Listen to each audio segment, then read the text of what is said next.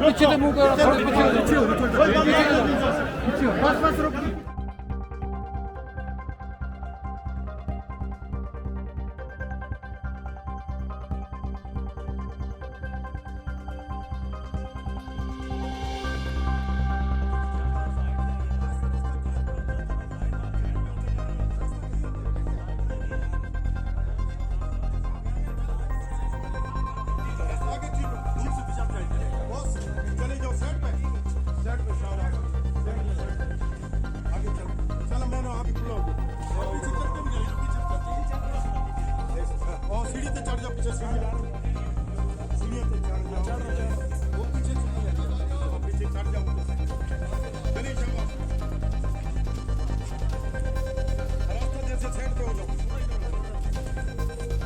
देखिए, मैं इसलिए मुतमईन हूँ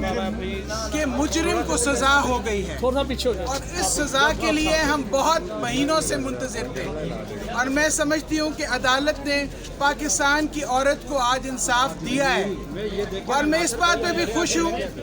कि इस इंसाफ के साथ पूरे मुल्क में एक एतमाद की लहर दौड़ गई है अदालतों के निज़ाम के ऊपर, क्योंकि पाकिस्तान की ख़वातीन मायूस होती जा रही थी। वो ये समझती थी कि उनके वाक़यात में अदालतें खड़ी नहीं होती,